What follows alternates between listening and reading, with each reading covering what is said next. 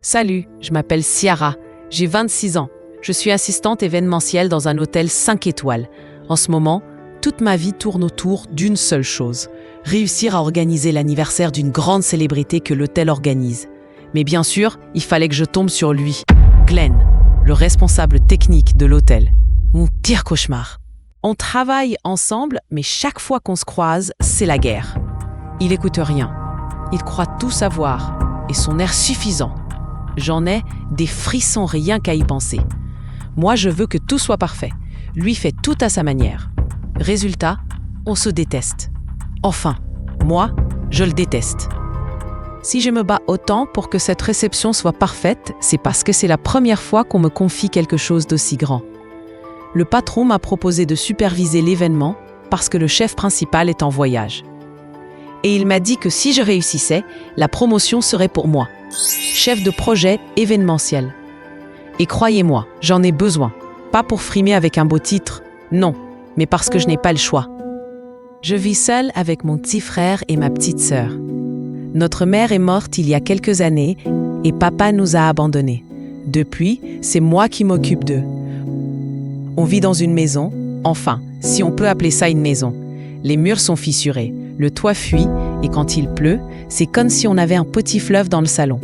On passe nos soirées à mettre des bassines partout. Alors oui, je veux cette promotion pour qu'on puisse enfin déménager pour leur offrir une vraie vie. Et surtout, je veux cette promotion parce que je deviendrai enfin sa chef. Juste penser que je pourrais avoir le dernier mot sur ce Glenn, ça me motive encore plus. Enfin, c'est le jour de l'événement. Il y avait tellement des problèmes. La salle est un vrai cauchemar. L'éclairage clignote, certains micros ne fonctionnent pas. Bref, tout était désastreux sur le plan technique. Et devinez quoi ? Glenn, le responsable technique, a décidé de ne pas venir.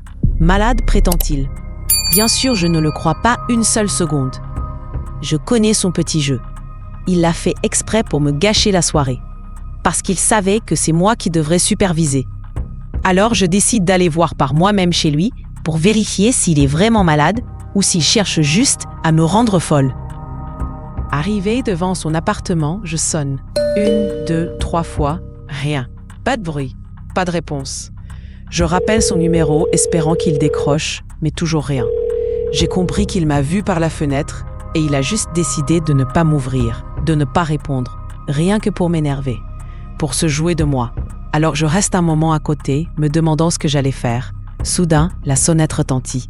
Une femme apparaît, elle sonne. Glenn ouvre la porte et je comprends tout de suite que c'est pas une amie, c'est sa copine. Je regarde de loin, le souffle coupé, à réfléchir à ce que je vais faire. Puis, au moment où Glenn ouvre complètement la porte pour elle, je décide d'avancer avant qu'il ne puisse refermer. J'arrive, je salue, il était étonné de me voir. Alors je lui demande sur son état de santé, il m'affirme qu'il est vraiment malade. Mais je savais que c'était faux. Il continue de me parler comme toujours, avec un ton un peu insolent, et je sens l'agacement monter. Avec son agitation, comme il tenait encore ses clés en main, il les fait tomber accidentellement. Il se penche pour les ramasser, et soudain, une petite chose glisse de sa poche et tombe à ses pieds. « Mais c'est ma broche !» j'ai crié. Celle que j'avais sûrement fait tomber hier. Je reste figé. Comment diable ma broche se retrouve chez Glenn ? Je lui demande et il me regarde surpris, incapable de répondre tout de suite. Et le regard de son invité, également bouche bée, comme si elle n'en revenait pas. Le silence s'installe, on se regarde sans rien comprendre.